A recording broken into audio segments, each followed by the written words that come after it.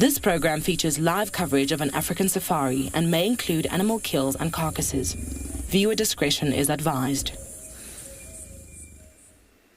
It is chilly and it is breezy. This chameleon looks like it's enjoying the breeze, not like myself. And it's very exciting that we get to start with a chameleon. It's my favorite, or one of my favorite little things, and we hope to find a whole lot more. So grab a seat, everyone, and jump on board. It's your live safari through the African bush.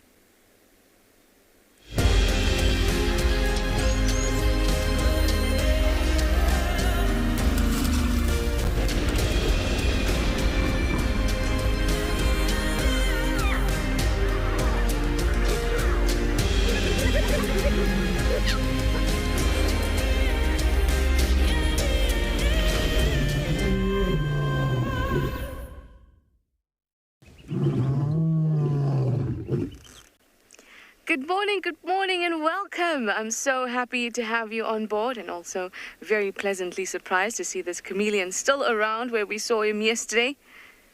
So we can start the show with one of these gorgeous little creatures. Hi, everyone. It's me, TRISHALA. I've got Mpo on camera with me, and it's already starting to warm up quite nicely, and that's really cool because it's been cold these last few mornings. And now that there's a bit of sun, I'm happy, and I'm sure that this chameleon will be happy too. It's about 17 degrees Celsius, 63 degrees Fahrenheit, and it promises to get warmer today and tomorrow. Check it out, sunning himself. Now, please use that hashtag Wild Earth to chat to us, give us your questions and your comments. It's live and interactive, happening across several locations in South Africa right now. You can also use @FC on the YouTube chat stream. You can even go to our website, you can register, and you can use our questions and comments box. If you're under 18, please use kids' questions at wildearth.tv. We'd love to hear from all of you and get as many of those questions through as possible. Now, this little creature is close to the road that leads us to the hyena den. So I've just come from there. Unfortunately, nobody's home this morning.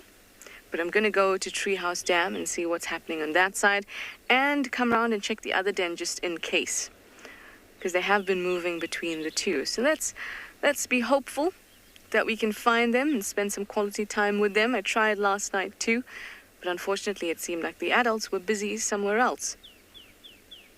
But we're going to try today. Elephants, hyenas, some leopards, chameleon. That for me sounds like a great, great morning. And of course, I'm not the only one out. We've also got Steve out, and he's busy looking for some lion tracks. There's also Trico at Ngala, Mike at Pridelands, and JUAN and Tswalu. All of us with our own special plan for the morning.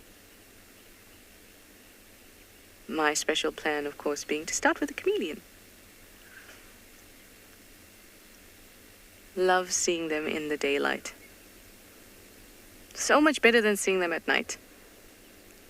Look at that. Hi, Priscilla. You'd like to know if I've ever seen an upset chameleon on drive.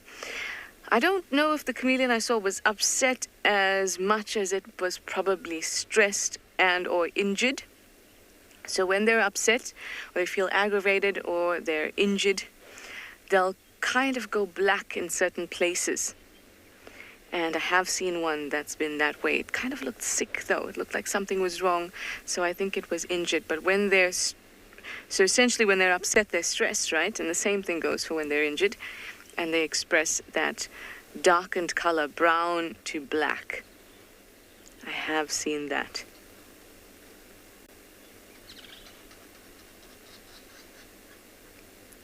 Luckily, I haven't seen too many of them, which I'm glad about. Means that they're doing well. They'll also go darker, though, if they're very cold and they want to absorb more sunlight, because you know darker colors absorb more wavelengths, especially black and brown. Oh, look at that eye looking straight at us.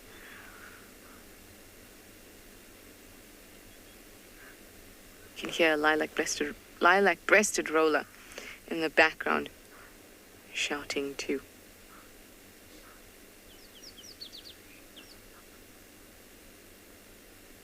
Love those eyes. Well, this guy will go around foraging for most of the day, probably around the same tree, since it seems to be around the same tree for the last 2 days. But anything in its general area. The general area for a chameleon not being very large at all, just a couple of meters squared. Unless something is really wrong with that territory, then they'll explore and go find another. Great start. All right, well, I'm going to head off, go down to Treehouse Dam, check out the other den, like I said to you, and see what other clues we can find. But I'm going to send you over to have a look at the weather at those other locations in South Africa.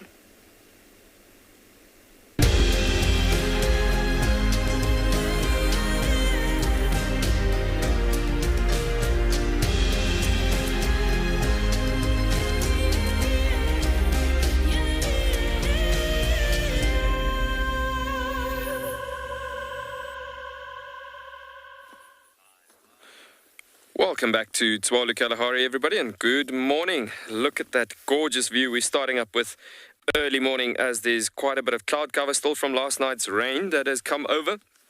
And just so beautiful seeing that stunning coloration happening on those clouds as the sun is busy coming up on the horizon, from the eastern sections, obviously.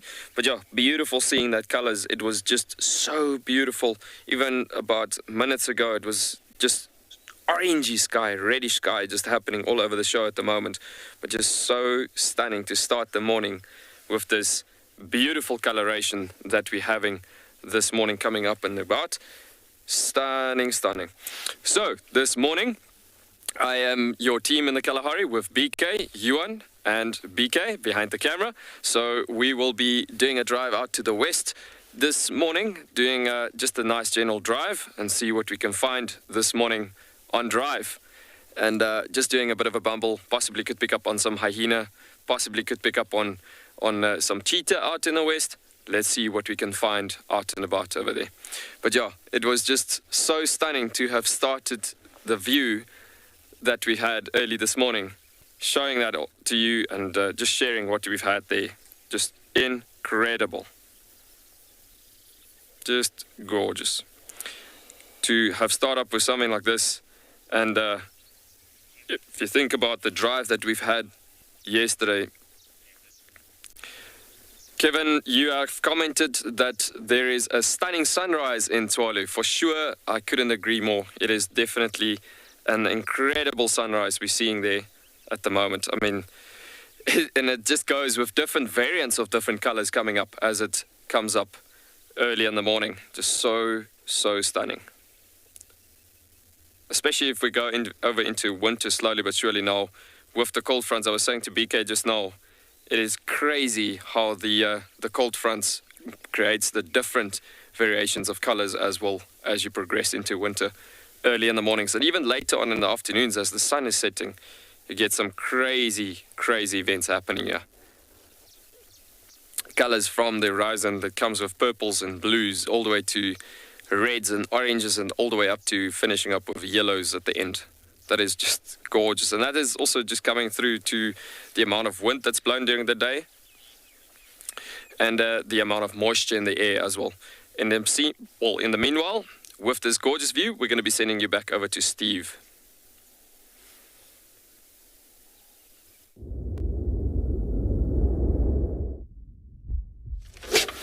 Good morning, everybody. Good morning. Welcome to the dawn. Hello, my name is Steve, joined by Johan. We have got lion tracks. Oh, you can clearly see nice big lion track. And if you're not certain, then put the knife there. That is big. That's a male lion. It's a male lion. And the way that this lion is walking, his front right foot is not showing very nicely in the sand, which means this is dark mane, and he seems to be following at least one female. Okay, so we're going to see if we can keep following. They've gone all the way from our eastern side, and they're heading towards the west. We've bumped a few impala along the way, which are not showing too much in the way of skittishness. So hopefully these animals stay on the property. I thought there were more tracks before, and we picked up on a couple different sets, but now we're following two, female and a male. Heading directly west along this very nice soft sandy road called Philemon's Cutline.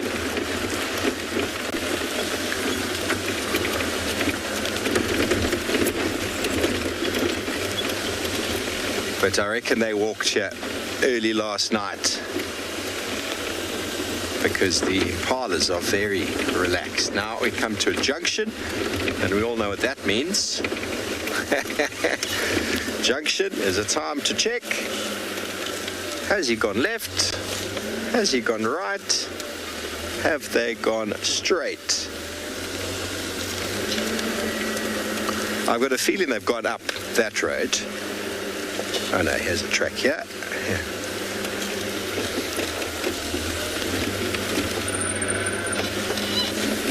Adjusted male and female tracks differ by size. The male's got much bigger toes, much bigger foot. Here, a lion lay down over here. Here's a lion bottom, the tail, body that way. You see the body was over here, and then the feet. So, male lions, you're looking at 15, 16 centimeters. Female lions, 13, maybe 14 centimeters. The male lion, those tracks there, those two toes there, stand really far out from that back pad, whereas the females are a little bit narrower. The male, it's just when you see them compared to each other, you saw I put my knife down there. It was 1.5 times the knife, which is 15, 16 centimeters. So every now and again you might be unsure. When you see a big male leopard, you might think to yourself, let me check where they're going. You might think to yourself, big male leopard, put the knife down, just have a look. Even when I've been away for a couple of weeks, I come back and I'm like, I'm not sure. Is this a male, is this a female? Don't go south. Don't go straight out of the reserve. I reckon he's following the rest of the pride. Just double check. Yeah, going straight south here. Oh, that's not very nice of them. That is our boundary there with Hoffman's Gowrie Main. We don't know until they've gone all the way. Sometimes they lie right there on the boundary for you. I'll try and get you a male and female track together and show you the difference. I think there's a female track there, and we'll show you the difference with the knife.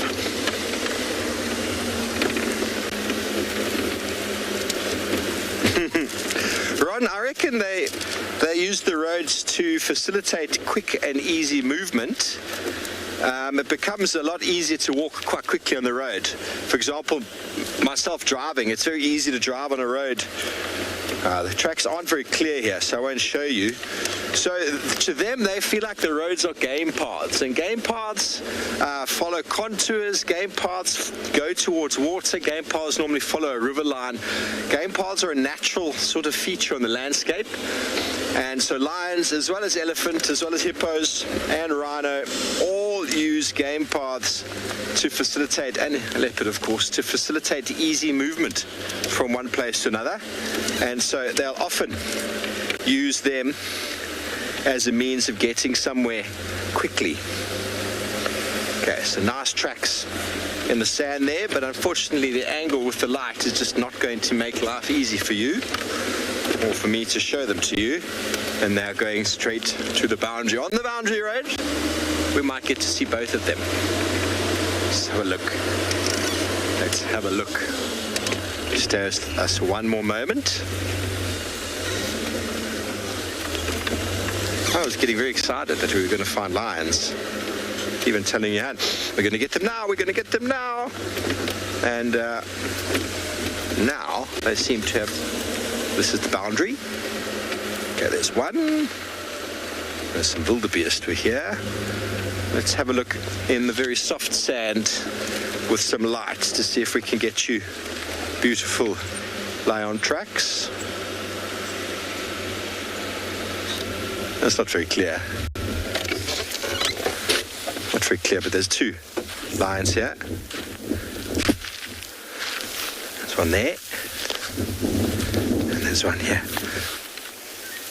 Now, the female, if I take my knife and I put it there, there's the back of the track, there's the front of the track. It's about 13 centimeters. Can you see it, Johan? And then the back of the track there is almost in line with the side of the toe. Almost. It's not too wide. Whereas the male is over here. The back of the track's there and the front of the track is over there. It's just far bigger. And then the back pad there and the toes there. It's just far, far bigger. Okay, so they've gone straight along this road. We're going to follow them for a little bit. There's some elephants down the road there that don't seem to be too concerned. Let's see, they might have walked back and come back up north. I felt like there were more lions in Djuma, not just two. You know, dark mane likes to follow the telemates, if it is dark mane. I thought it was for a moment because of the way one of his feet was moving. Let's see if I can see that again. Now, definitely, the way he's putting his right foot down over here. I mean, his left foot is huge. His right foot is small because he's walking like this. He's not doing that with his foot. He's doing that. So I'm almost certain it's dark mane, but we won't know until we find them. But we're going to carry on, and while we do so, send you over to Trico, who'd like to say good morning.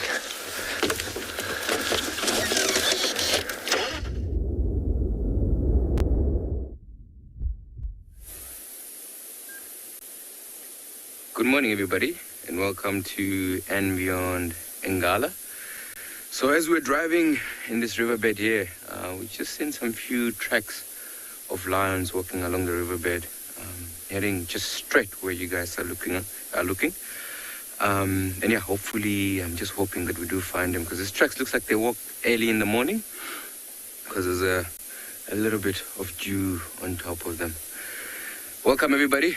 My name is Trico, and behind the camera I have Hart with me.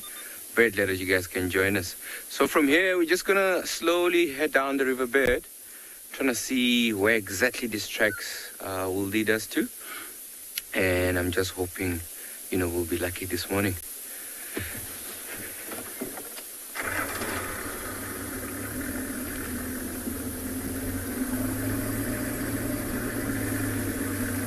So it looks like these animals that we're looking for, it's actually a young male.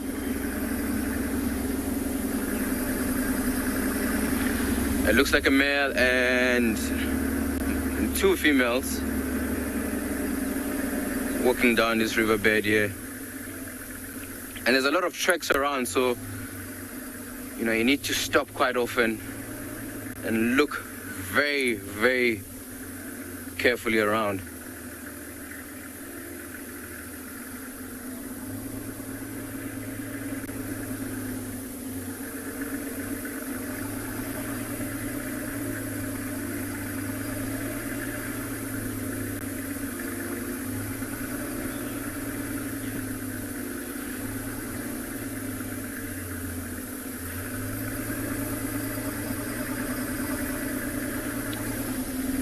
I didn't copy that really well, but I believe Sonia is asking, lions active at this time of the day?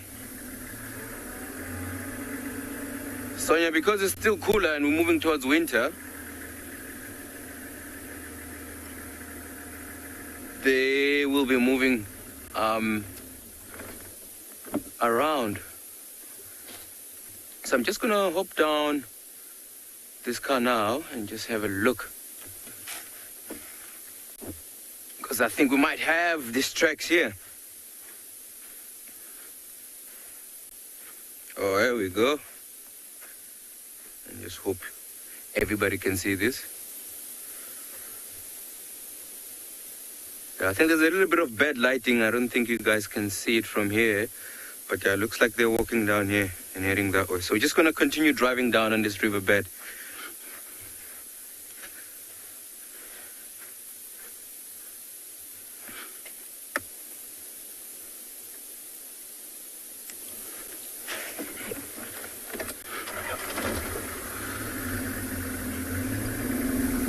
And at least we're heading in the right direction. And also, about maybe 200 meters away, we have our boundary. So from there, if these tracks cross, we can't follow them anymore. But let's keep on driving and see what we find.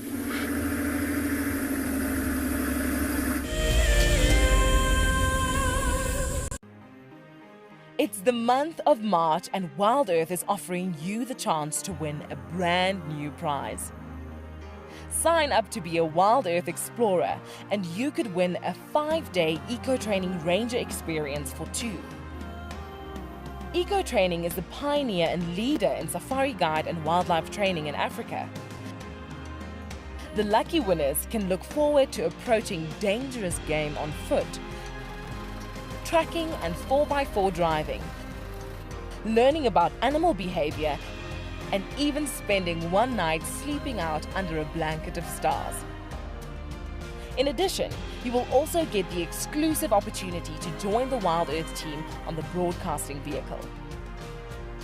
Sign up to be an explorer now, and it could be you that wins this life-changing experience. Terms and conditions apply. For all of you Wild Earth explorers who bought plaques, today is the day that you will make your very first safari on our vehicle. Because we are quite remote here in the bush, they have taken some time to arrive, but I am happy to say they are here and they look great. Marcel has spent the day attaching them. Let's take a look. Before we mount these nameplates, we just give a light dusting of green paint. This is to better match them to the color of the vehicles and also to decrease the reflectivity of the metal and thereby staying sensitive towards the animals.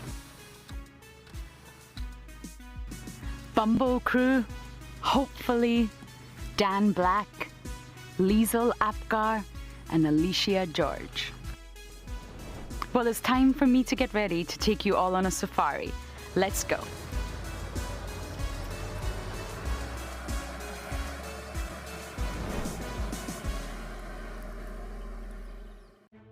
Hi, my name is Tristan and I am a guide here at JUAN Private Game Reserve for Wild Earth.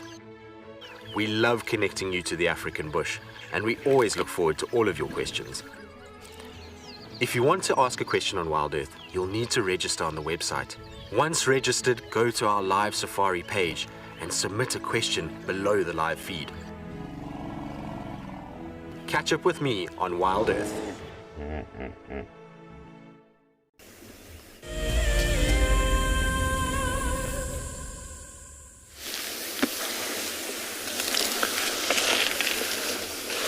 Well, welcome back, everybody. I'm just going to allow you to bask in this for a moment. We are surrounded by elephants. And there are lots of little babies.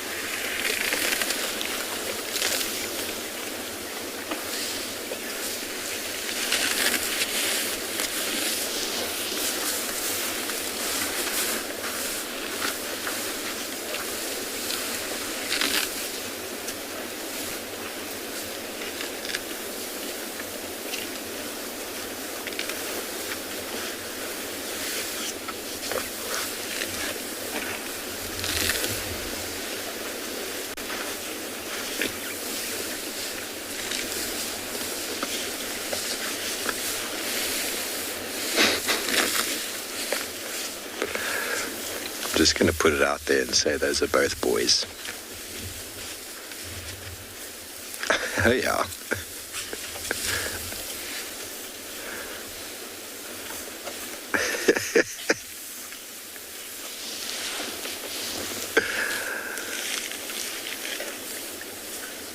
I just want you all to know something we talk about regularly is if you get baby elephants out in the open like that, then everything's fine. Enjoy yourself. Switch off.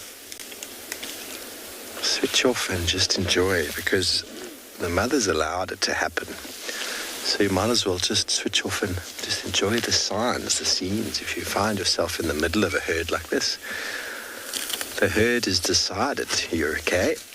So why switch on and make a revving noise? Why do anything of the sort? Just allow them to come close as they want to, like this little nonsense here.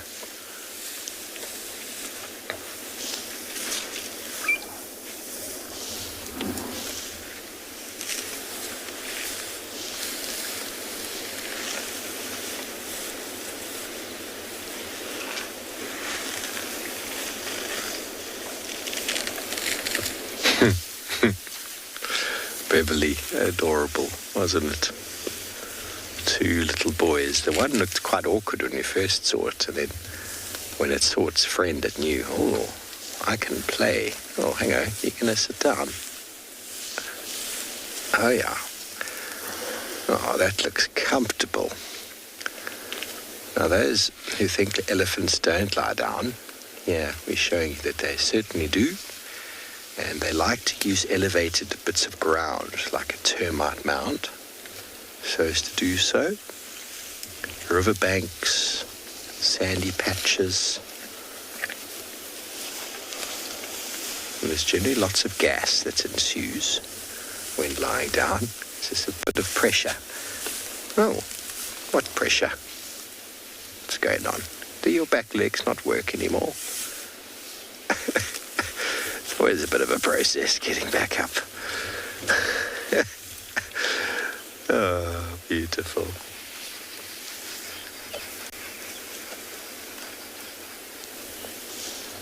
The elephant energy is strong once again.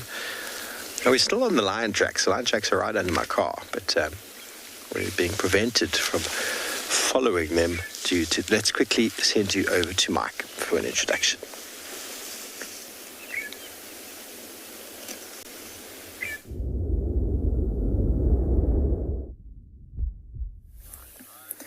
Beautiful golden morning light casting a relief on some beautiful tracks of a gorgeous golden cat. Good morning, everyone. My name is Michael Anderson. Behind the camera is Niels, and you're joining us at Eco-Training's Pridelands Conservancy, where we were on our way out to Western Rocky Ridge area in the center of the reserve to do some walking. And on our way, we came across these beautiful, beautiful leopard tracks. Now, I'm sure you can see, Niels, is it this one that you're looking at here? Yes. Yeah, so you can see 1, 2, 3, 4 toes. There's been a bird that's walked over this track, and there's the back of the track. It's heading in that direction right now, okay? So it's heading sort of towards where Niels is in the camera. And what's even more amazing about this particular set of tracks, this is a female leopard. And now we know there are 2 female leopards that occupy this area quite frequently, which is the Pixie Pan female and the Des Moines female, who's her sister. But now there's a bit more evidence that helps us to know that this is most likely the Pixie Pan female, and I'll show you why we think this is the Pixie Pan female. And that is because just over here, we've got another track, a slightly smaller track that could be one of her youngsters. So now we know the Pixie Pan female has 2 youngsters. Last time she was seen, only one of the youngsters was spotted. But there's at least tracks of one younger, smaller leopard here, which is pretty absolutely amazing. So what we're going to do this morning, we're going to change our plan slightly. We're going to try and maybe follow these tracks a little bit and see where they head. On foot, to see a leopard is a very spectacular thing, very rare, very unusual. Not something that's very easy, but it's nice and early, it's nice and cool. This leopard might be sitting somewhere on a termite mound or up in a tree, catching the last of the cool air, maybe last hunting opportunities, and then it'll go and hide in some thickets somewhere. But that's our plan this morning. Hopefully we can come up with something cool for you all to see. And in the meantime, we'll send you over to Steve and his elephants.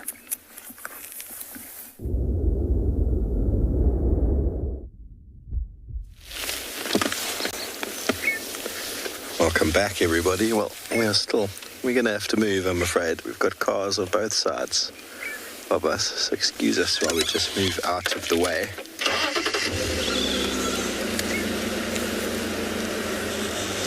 Just letting them know that I've been following tracks, but just got to move out of the way of all of these vehicles. Do apologize for that. Sorry, they're just two cars. I'm going to have a quick word.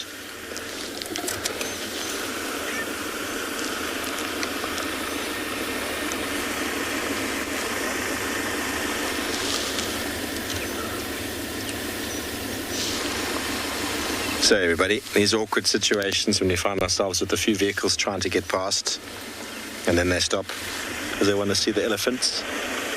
Afshane, my daughter Mafazi Ngala here. I haven't gotten further than here because I've been stuck with the elephants. So you let me know, eh? Yeah, they're farming straight to the junction there, but they've probably gone west. Okay, sharp. Okay, so we are still with elephants that have disappeared into the bush. That is one car that's gone past. Unfortunately, everybody, on these main roads, we do have the potential always to have more than one vehicle trying to get past us. So, do apologise for the inconvenience there. But it is what it is. You've still got an elephant there, Johan? Yeah, half of an elephant. Hindquarters of an elephant. Let me go back and we'll get one of these elephants behind us in frame, and we wait for the next car. That other vehicle's got a tracker. They'll probably see where those tracks go. And now we can position ourselves so that we don't actually have anyone. Okay, well, we're going to try and get a better view of these elephants for you. Meantime, I'll send you over to Mike and Pride and see how he's getting along with his leopard tracks.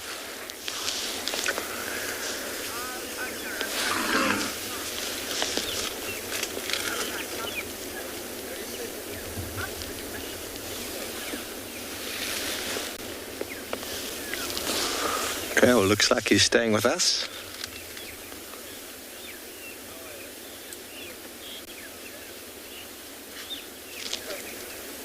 Okay, so we are actually indeed sending you over to Mike.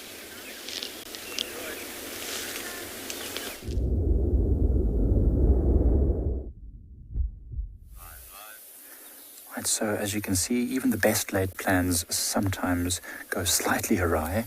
As we left those tracks to try and follow them, we immediately walked into an elephant bull. In fact, it looks like a small group of elephants. I can't tell exactly what the makeup is, but he's just feeding right here. This is almost where we had those buffaloes yesterday. So it's a very busy area. It's a low-lying area, lots of green vegetation. So you can see this elephant is busy feeding in a soft morning light on some of those luscious grasses down here in this clay-like soil. It's an elephant bull. Fairly large one, not massive and old, but a big elephant bull. You can see right now he's busy plucking grasses out. In fact, he's now eating some herbaceous type of material. There's more elephants approaching from to his right, but you can't see them very clearly. We're still at a safe distance. The sun is behind us. There's not a breath of wind this morning. And we've got this bit of a bush in front of us, so this elephant hasn't even seen us. We are standing probably about, I'd say, 40 meters away from this elephant now. And it means we have to do a bit of a detour to get around this elephant if we want to continue tracking that leopard and her youngster. But it's a welcome distraction. It's always lovely to bump into these large, thick-skinned animals when we are on a walk.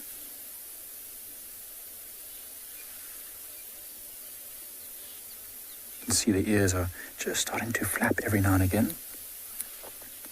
That's because it's already, with the lack of wind, or the very little amount of wind that there is, it's going to get warm very quickly today, and so The elephant's already started the process of cooling down. Might even be just a few biting insects buzzing around in the early morning sun. Goodness gracious me, I feel like I'm about to sneeze. That could get awkward. Ah, there you go. Managed to avoid it. See those lovely curved tusks on this elephant. Not massive tusks, but very well shaped and well formed.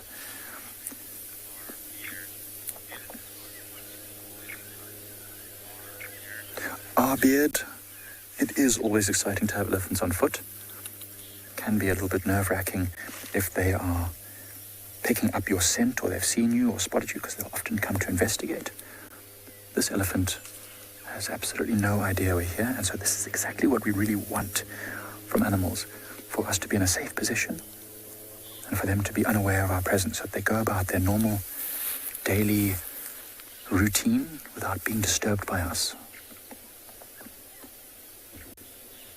What a privilege and a pleasure to be able to share this little patch of bushveld with that majestic elephant. So, elephant seems to be moving off now, which is good. Maybe it'll give us a bit of space to continue tracking this leopard. In the meantime, we'll send you over to Trish at Juma.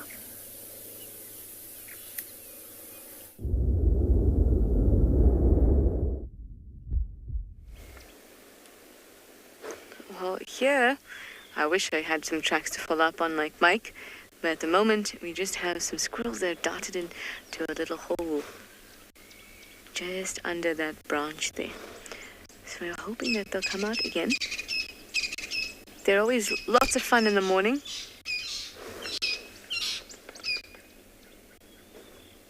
Franklin's not happy behind me. It's always a lot of fun in the morning to watch squirrels because they sun themselves, they yawn, they stretch. And we're looking at the eastern side of the tree, so that's the side with the sun on it. So hopefully they'll come out. They usually do. It also gives us an opportunity to just listen because these... Oh, there we go. Oh, good morning. And there's another head. Oh, look at that. And another.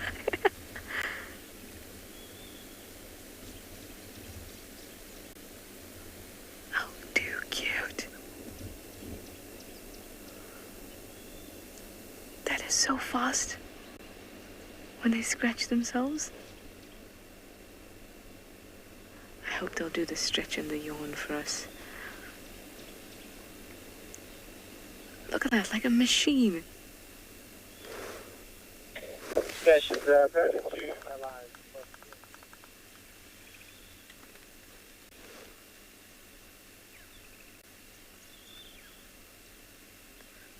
Oh, and another head.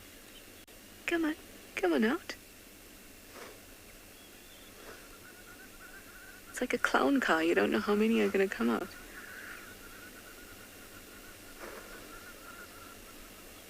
Oh, the other one is doing the stretch. But will you give us the yawn? Oh, yes.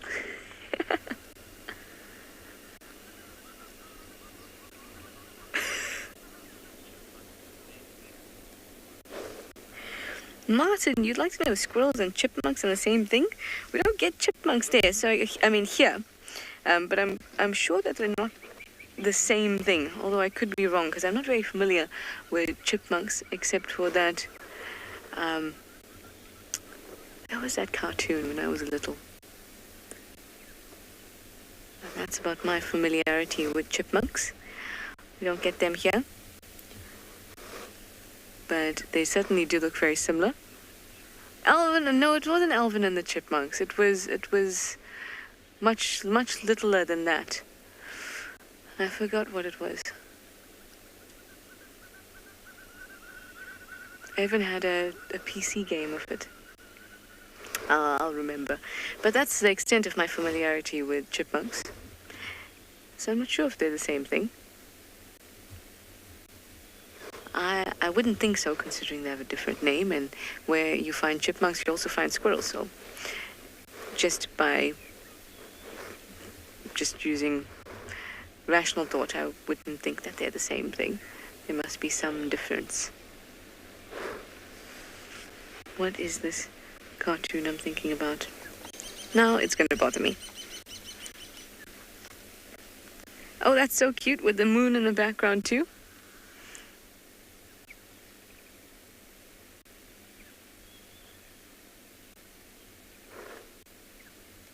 Everyone just out.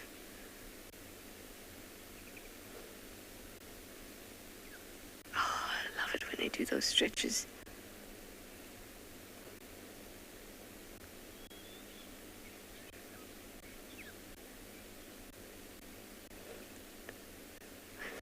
Chippendale, that was it. Oh, Jarrett, the director, is on fire today. Chippendale, that was it. That was my familiarity with chipmunks. Thank you so much.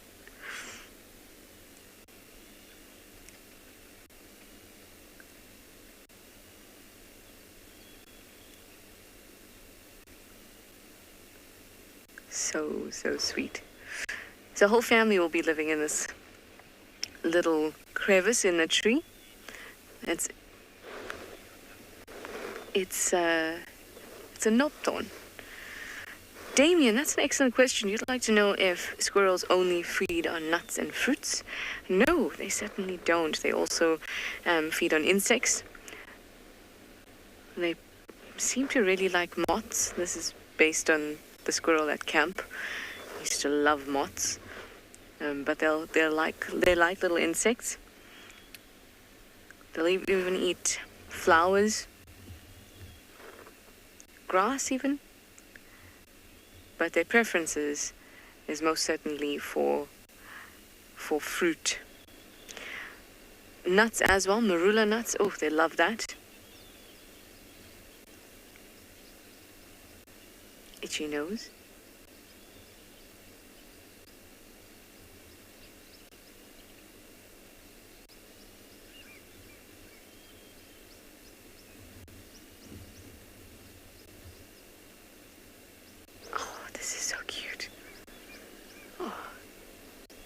Bit of a back massage for your friend. Oh, that was so cool. See what I mean? They're thoroughly entertaining to watch.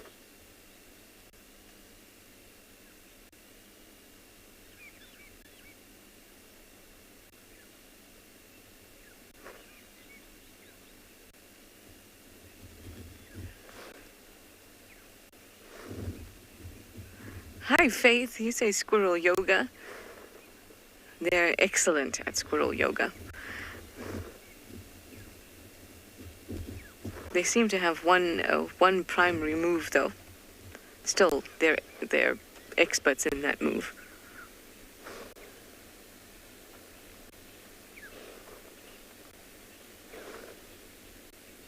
That was so rewarding to just wait for them to come out of their little hole.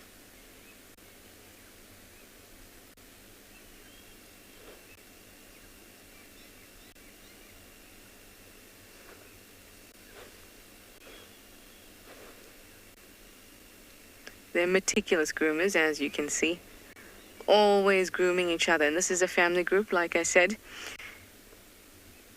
And they'll be quite territorial. They do not like intruders. Can we just go back to where their hole was, their little cavity that they were in? Because now there's some greenery in that cavity. Or was that always there?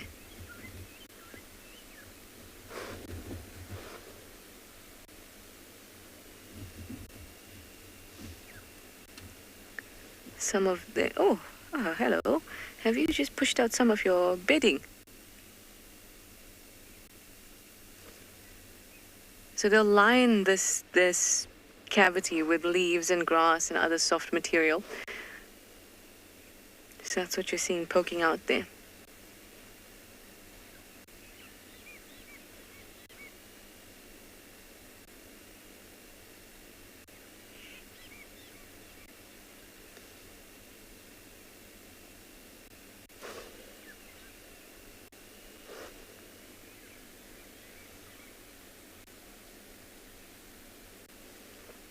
Very sweet. Now they're just sunning themselves. They've all exchanged each other's odors from the grooming. And they'll go about their day. But now I'm going to send you over to JUAN at Tswalu. I'm going to move on from these lovely squirrels.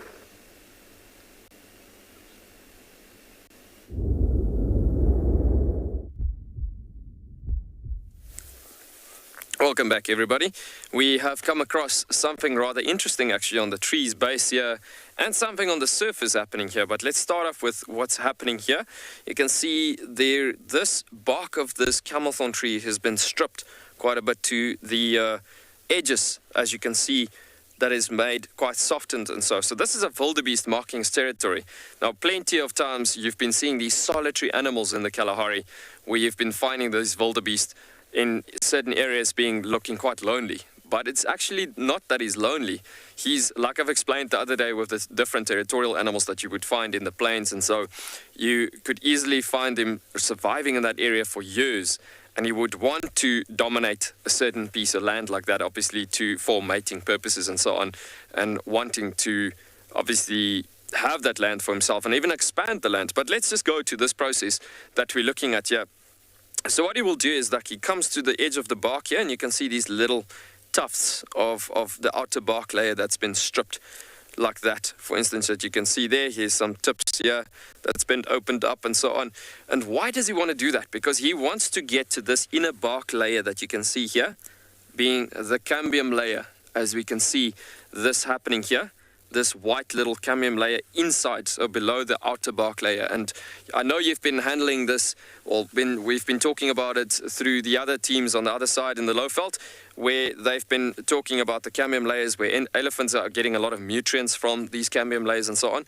Typically from the camelthorn trees, there's a huge amount of moisture and nutrients in these camelthorn trees because it's the water transport layer from the roots of the tree up to the top of the tree. But now, why does the wildebeest want to get to that? Because that being the moisture level, moisture transport layer of the tree itself, the wildebeest then comes, and I don't know if you can see how it's stained all over the show. So the wildebeest comes and he rubs the preorbital glands off on the edges and onto the cambium layer where it gets absorbed like a sponge basically, and so that scent from the preorbital glands gets deposited on a spot like this.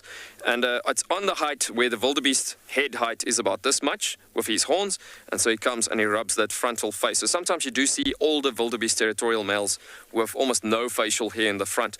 But let's come to the surface that we're looking at here. So here you can see something quite interesting happening. It looks like almost a massive spoon that was scooping out the surface here. And what's been happening here is it's actually where this wildebeest have been piling his dung. So what you see here with the scooping spot, that's a dung midden with his dung that you can see there, basically coming off like that. And you'll see this territorial dung spot haven't been marked in the last, let's say, 4 or 5 days or so, but he's marked other spots in his territory to keep the tabs up and going for transporting the messages. But coming back to, we'll come back to that just now, but looking at what's happening on the tree again, why does he do this and that in a combination together? It's because this is on the boundary of his territory. In the central sections of his territory, you will mostly find the actual dung midden, but on the outskirts, it's both of them communicating because there's two different ways of communicating here. Here, it's basically having this inner bark layer communication through, again, what we spoke about a few days ago with the sexual status, reproductive status, emotional status, local status, all of that coming through, talking to the rest of females coming through this area that could possibly come through and just read the messages from girls, this is me, this is who I am, this is my telephone number, this is where you can find me for the day. I will be feeding in that area today. There's some good food. Come and join me at the breakfast table, shall I say. And then to the dung midden on the ground, that you're looking specifically with communicating to young males coming through the area, saying, boys, this is my area. You're welcome to pass through with the herd that is coming through here, but you better dare not catching me, finding you wanting to claim land here. So it's just a pass-through. So this is communicating with males versus females generally reads the messages on the tree. So it's like a Facebooking, emailing, twittering spot happening on a given spot like this, for instance. But yeah, very cool that communication happens with various different antelopes in this way. But this is mostly the wildebeest marking territory here. While we were standing here looking at this interesting scene and looking at this, shall I say, a Facebook site, there's something else that has happened that caught our eyes here as well. Look at this little, shall I say, it almost looks like a creature, but it's not a creature. So I know you've been knowing what we've been talking about, seeing all those gemsbok cucumbers, all of those wild cucumbers that we've been seeing. Now this is a little tiny baby of a different species. This is called a springbok cucumber. And so it is also a type of creeper and so, but yeah, these ones generally get fed on, guess what, by springbok. And you get quite a bit of porcupines feeding on this. The gemsbok cucumber obviously being that massive one, that one you generally get specifically in the plains, again, closer to the dunes and so, and you get porcupines feeding on it and so, but you could easily get hyenas feeding on those bigger ones as well, because there's lots more nutritional value in that. But look at that teeny tiny little thing. That is so cool, and there's a bigger example that you can see over here. But yeah, very, very special.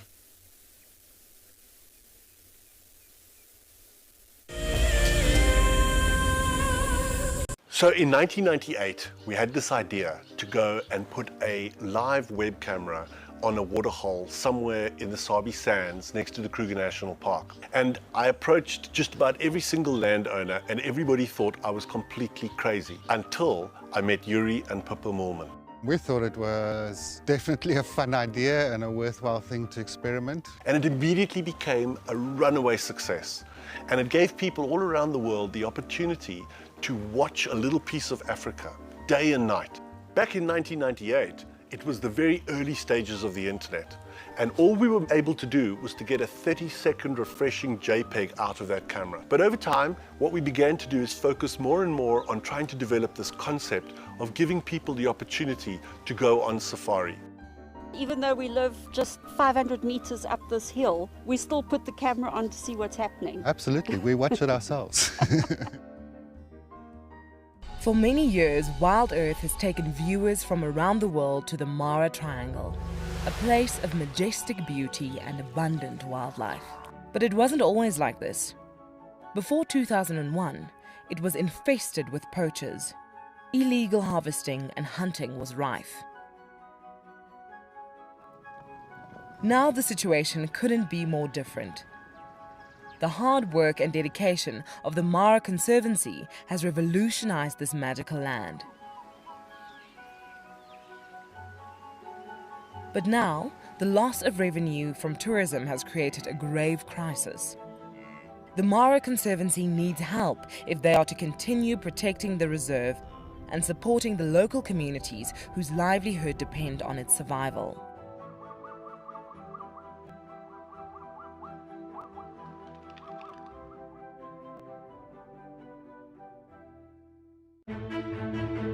I'm Nikki here at Ambion Ngala in South Africa. I love getting questions from viewers about all the small things within the environment and how it all is integrated with one another. If you want to ask me any questions, please simply register with the Wild Earth website, head across to the Live Safari page and then post your questions there. I'm looking forward to chatting to you on my next Wild Earth drive.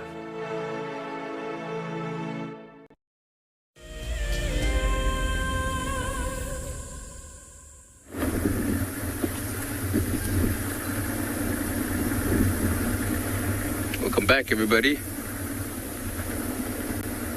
So we're driving up the riverbed, and it's a section of the riverbed where we sort of lost those tracks.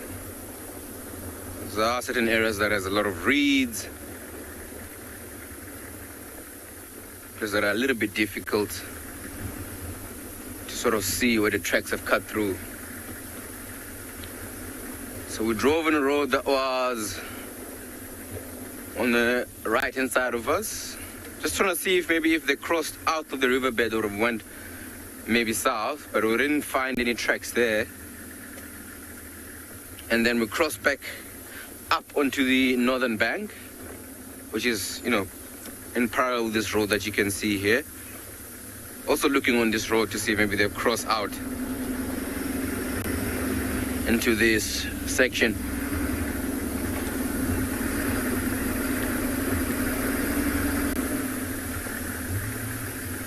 And so far we haven't found any tracks. But then maybe we might find that like there are some certain areas on the road that are really, really hard. So even if a lion has stepped on that particular area or ground, it's still going to be difficult to see where exactly they've crossed through.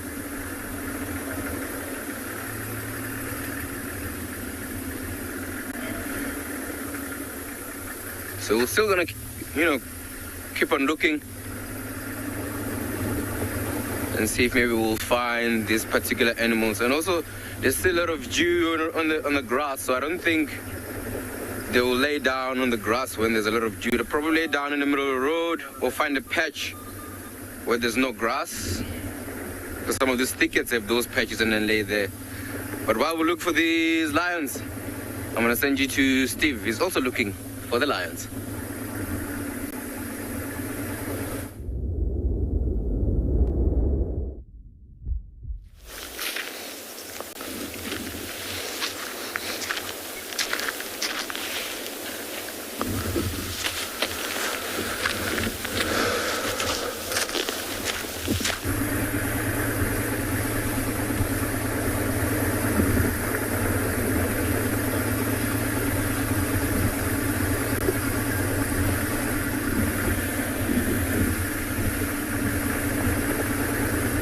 It looks like we've lost Steve for a minute there.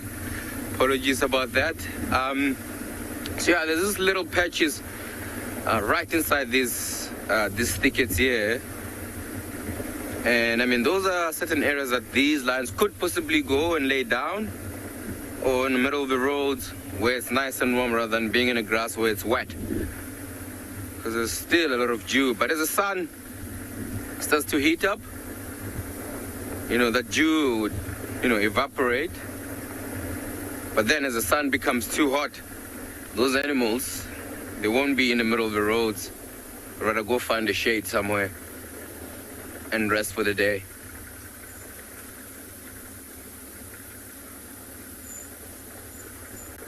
So right up ahead in front of us, there's another sort of junction. And then we're going to take that road and we're going to head up and go have a look on that road. And in that area, there's a water hole as well. So once we go past there as well, even though we're looking for these lions, we might find some other interesting animals there.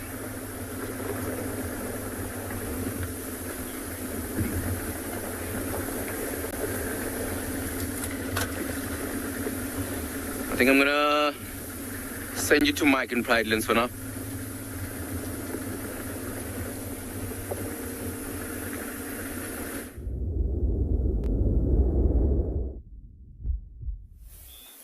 Right, so we managed to circumnavigate those elephants.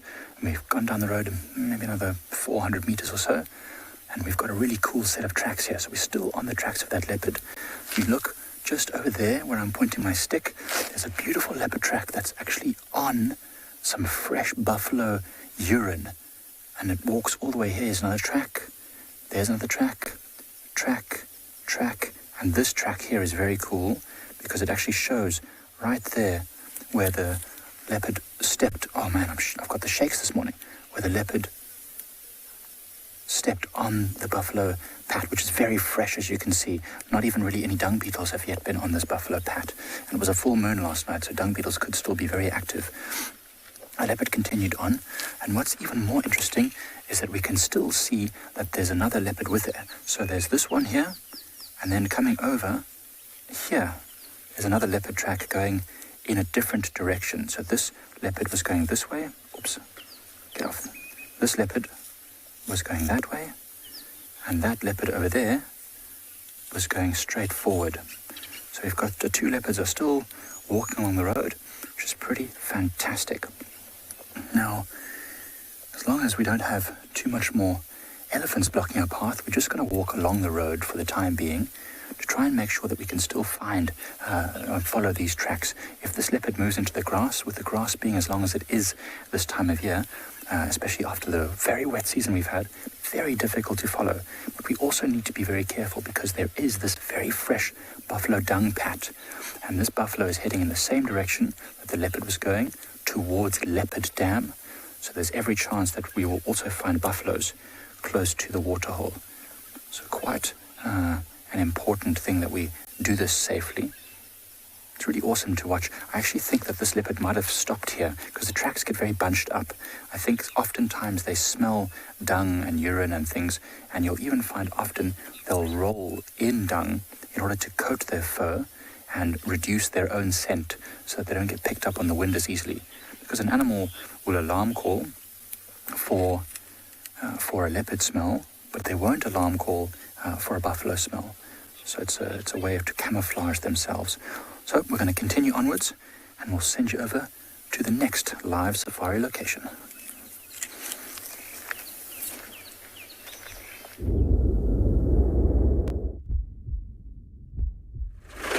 Welcome back, everybody.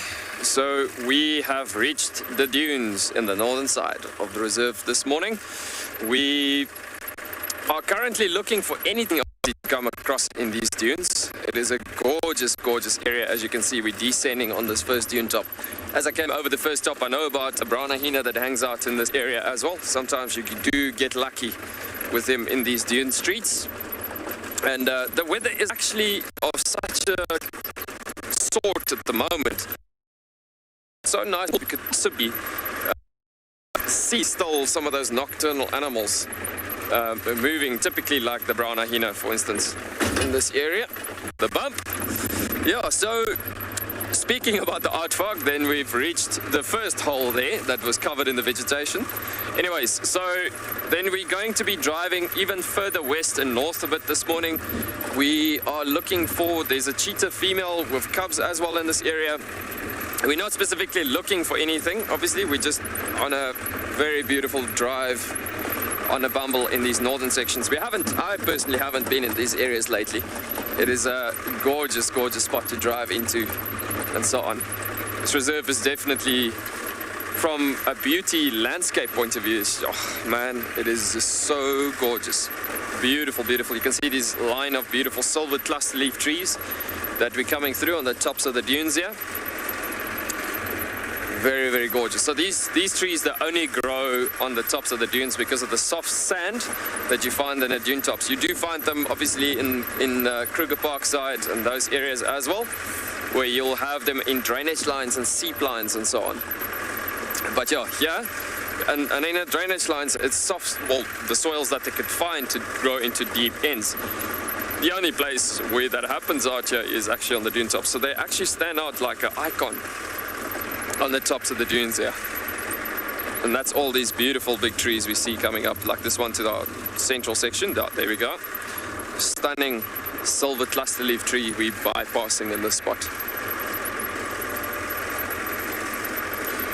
But yeah, yes, you drive into areas like this, you can see there's no tire tracks even on the roads that we're driving on at the moment. So you can see there hasn't been a vehicle in this area in a super long time. As we're driving here, it is just so gorgeous, and you get that feeling like you don't know what to expect. I mean, you know these animals are here, and I know what I've seen here before, but just so special to come across a spot like this. I just want to stop here quickly and just scan these dune tops a bit, because with this cool weather, it is a perfect time of the morning for animals to scan. Melinda, you are wondering, what is a mother tree? A mother tree is a tree actually that exists in any area, and all ecosystems would have mother trees. And a mother tree is an ecosystem's plant, a main predominant plant that is carrying the environment. So it's a plant that is extremely important, and it's one of the most important keystone species within an environment. In this area, it is the Boscia albitronca, which is your shepherd's trees, and then predominantly, obviously, your Acacia areoloba, which is the camel thorn trees that you find in this area. And the reasoning behind them also being a mother plant in this area is that their roots actually grows down towards the first water tables that you would find. So that you're looking at about deep ends of about a good 90 meters or so, even in certain sections. So I mean, that is deep, thinking about how deep these plants can go down into the soils to literally find the adequate moisture to bring up to the surface. So it's like a flowing, running tap that happens. There's a couple of white-browed sparrow weavers on the top of that silver cluster leaf tree. But yeah, the mother plant plays a massive role. And so as they bring the moisture to the surface, there's a lot of other plants that's standing around that mother plant that is drinking from that given mother plant, if I can put it that way. I'm very glad that you are asking that question, because that is extremely important. And so many areas will have, well, many ecosystems, most ecosystems will have mother plants to the environment. And it's basically coming down to the keystone species that is extremely important to that given area. I'm seeing down far in the north, in the southern side, into the dune streets here, there's a territorial male wildebeest, as there's quite a bit of them actually in these dune streets. I'm looking just across these tops of these dunes. I wanted to just scan here quickly and just see, because you can actually see most of the times you could find this time of the morning with a nice cool weather.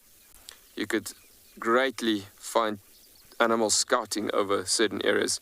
As the dunes are obviously a nice elevation from a safety point of view, and also just a fantastic spot to look for prey animals to hunt on.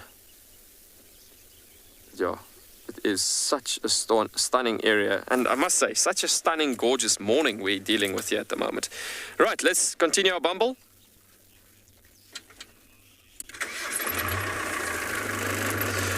Marcus, you are wondering how large is the Tswalu property? We basically, you're looking at about the size of the country Luxembourg. It is, I don't know if you ever heard about Luxembourg or maybe have been to Luxembourg before, but yeah, that's roughly what you are on a rough estimate looking at there. People often ask that question, and it's so incredible actually looking at the size from a wilderness factor and point of view. I mean, this place I've been here for close to 7 years, and there's still days where I'm like, yo, where does that road go again? I think it's crazy, and it's like almost I want to say that you can never really get enough of. There's never a dull moment happening here, because there's especially coming to new areas like this. When I'm saying new, I'm actually saying that nobody's been here in a while.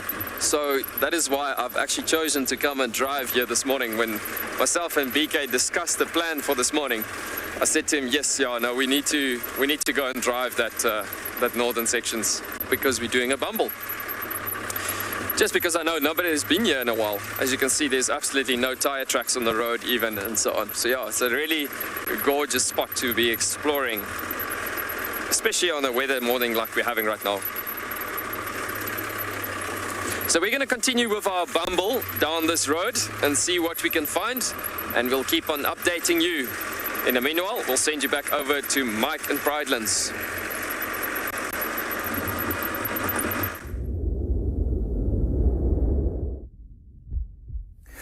So the evidence is mounting. We're getting close. We can hear some guinea fowl alarming in the distance. We're getting there now. But we found some very fresh scat from these leopards. Now, as you can see here, it's a sort of sausage shape with a pinched off end. It's quite typical of leopards, not blocky like a hyena. And you can see it's filled with fur. Now, as we know, or as you've probably seen if you've been watching the JUMA feeds for some time, you've seen the leopards there. They often lick the carcass before they start to feed on an area, to clean it, to sort of pluck it. And in doing so, they often ingest a lot of fur. And so you can see here a lot of fur in this particular scat. No blood spore here, no blood, dark liquid around it. So that means that it's probably not freshly eaten a carcass. But I feel like we're getting closer. So that alarm calling of that guinea fowl that we heard could well be where those leopards are starting to rest up somewhere ahead of us. Now, it's getting warm. You can see the sun is shining on us now.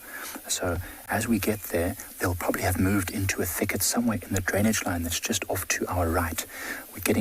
We're about halfway to Leopard Dam from Marshall, where we stopped and left our car. So it's probably another 10 or 15 minutes to get to where these guinea fowl are alarming. So let's hope that we're going to be so lucky. Imagine getting a glimpse of the Pixie Pan female on foot. It's been a long time since we saw her. I'll be very excited if we can find her. You can see it's fresh. There are still lots of these bright green blowfly type of insects landing on it. Bridget, when I look closely at this, I can see mostly pale fur. And now I know that impala's bellies, which is a part which the leopards like to first go for, the belly and the underside of the rump, has lots of pale fur on it. So I suspect this is probably impala fur. Most predators, leopards included, will normally hunt whatever is the most abundant food source. And we have lots and lots of impalas here. So it's likely that this leopard's last meal was an impala. Now what we see leopards often doing is they'll lick the belly, the soft underparts, clean it of fur, then they'll cut into it with their carnassial shears, which are the side teeth. Then they'll start to eat all the soft organs. They'll move on to the soft muscular tissue on the inner thighs, and they basically peel the skin off the carcass and the bones, and they feed underneath. So you won't normally find lots of brown fur or the reddish fur from impala in the scat, because by that point they're no longer really trying to clean it. They're just getting under the skin for the meat. So that's really, really exciting. Hopefully we're going to get lucky. Both the leopards still here. You can see the tracks, and if you can see from where you are, that it's not so easy with the sun behind the camera, but there's lots of tracks all over here. We're getting close. Fingers crossed, everyone.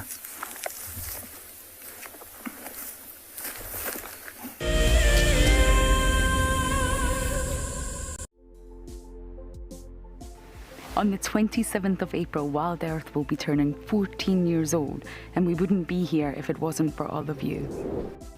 And to celebrate, we will be finishing the beautiful book that we started last year that looks at the history so far. But we do need you to be part of it. Please submit your most memorable sighting, or what Wild Earth means to you, or even just your name and a comment to be included inside the book.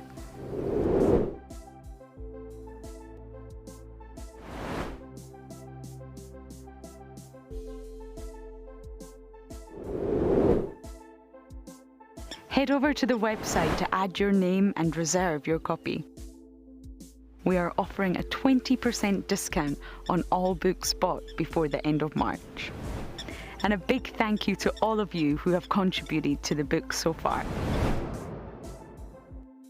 Staying one step ahead is the key to survival out in the African wild. And now you can stay in front of the pack with a Wild Earth weekly newsletter. Sign up to be a Wild Earth explorer and you will get exclusive behind-the-scenes stories about your favorite guides and camera operators. Information about our upcoming plans and projects will be delivered to your inbox every week before anyone else. And you can hone your guiding skills by taking part in our Identify Me nature quizzes.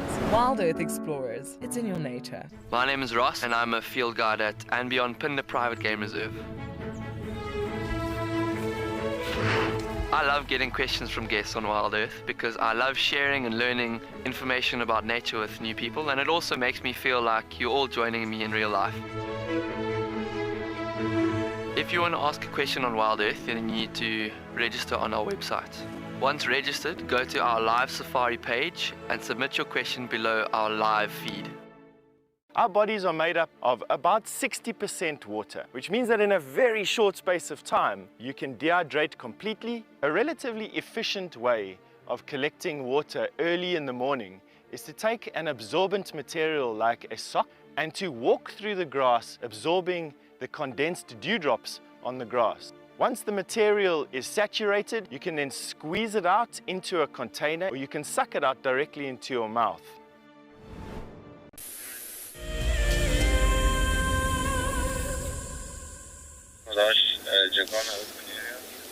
Welcome back, everybody. Well, we were tracking down a female and male lion for quite some time this morning when last you were with us, and they crossed west into Arathusa. But I was almost certain this morning the first tracks I found were of more than one.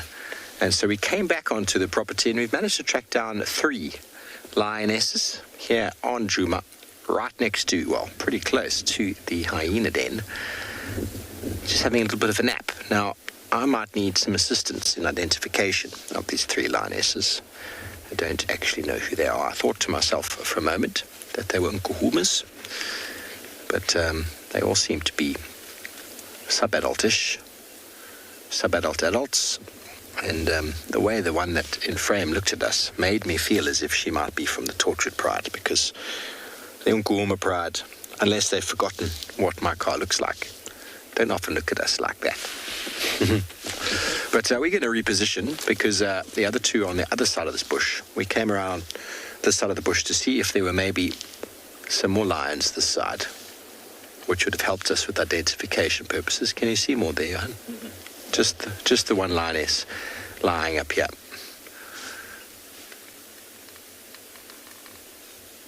We've just got her. We'll reposition in a moment to get you the other 2. And maybe we'll be able to get an identification of who they are. I'm thinking of nkuhumas because there were more tracks of 2 male lions. I was chatting with a guy from Chitwa. He said 2 male lions came in to Djuma from Chitwa side around Leadwood. And there were more tracks. So it's possible that that's a Blondie and Mohawk that we're following nkuhuma pride, and it's also possible that due to the fact that there's only impalas available sometimes to eat, that this pride has split into 3 or 4 factions along the way. And these lionesses heading off to get a meal for themselves, leaving the other lionesses with cubs and the males somewhere else on Djuma. Definitely worth having a look. And with these cats being very flat, we might actually go and do that. I don't think they're going to be moving very far this morning. It seems as if they've eaten something small-ish, but enough for 3 of them to sustain their bellies.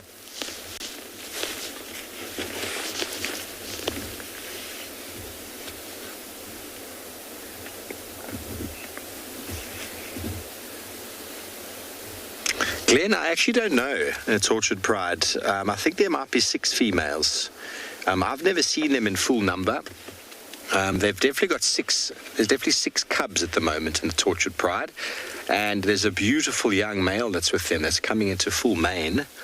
I saw them briefly the other day on Tortured without signal, so we weren't able to broadcast. I had 1 female and 1 male. But I'm not sure what the exact numbers are of the Tortureds. They seem to be they seem to split all the time. I've only ever seen them with maybe 3 or 4 lionesses, or 2, and the one had that little cub in the road for us the one time, which was very, very cute.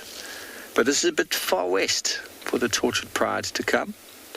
It's not impossible for them to do so, but I'm only making assumptions based on the fact that where the lions have come from. The nkuhumas do move through this area. Telematis have moved through this area as well, although they don't generally come from the south, and I'm pretty certain they were headed towards Manyeleti last night, but these animals do have the ability to move over quite some distance. Sometimes, though, it's nice to just allow the mystery to unfold. I'm pretty sure none of you will be able to identify this individual from its back. I'll try and get a face shot in a moment. Let's go back, shall we? Maybe we'll get a look. Oh, there we go. There's one's got her head up. She's got quite pale eyes, which made me think nkuhuma. Tela, female lioness, 3.5, fully mature. 3.5, 4, male lion from 4 onwards. From 4 onwards, but generally male lions only come into their full maturity from 5, 6. when they've got proper mane development and are big and strong enough. But if a coalition of males, say for example, a pride had 6 young males, they'd probably become mature earlier than a pride that just had 1, because together in strength, they're able to dominate and overtake prides together. So 1 male coalitions versus 5, 6. Possible that 5 or 6 will be able to do so at a younger age, but generally between the ages of sort of 5, 6, 7, male lions are in their prime, and then onwards 8, 9, sometimes they can still maintain condition, but they generally start to slip. You don't find many males at the age of 10 due to the competitive edge and nature that is the life of a lion. But there are obviously examples where you have older males, and as I said, examples of when males become mature a little bit earlier. Generally, females 3.5, males after 4 are sexually mature, but they generally aren't big enough and strong enough to have secured a pride. But if they are in numbers, they could do so.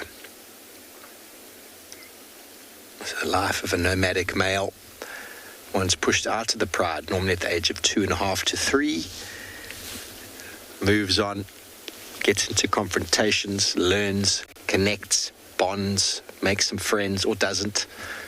And depending on how good they are at that, depends when they become sexually active.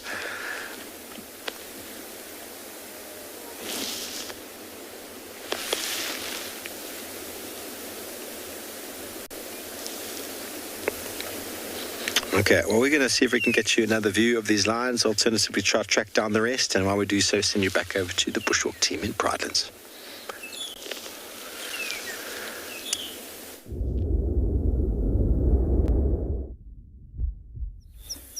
So we've come to the end of our leopard search, and we think we've found where they are. We can't see them, but just in there behind us is a big tambuti thicket in the drainage line. The tracks left the road, went in there, and we can hear every now and again guinea fowls alarming, sitting on the very top of the tree. And we can't see the guinea fowl, we just hear it every now and again. I suspect the leopards are in there. It's getting very hot now in the sun. I think they're in that thicket waiting. We're not far from Leopard Dam, maybe just a couple of 100 meters. There's lots of elephants at the dam. These leopards might wait until the elephants are gone to go to the dam itself. We're not going to go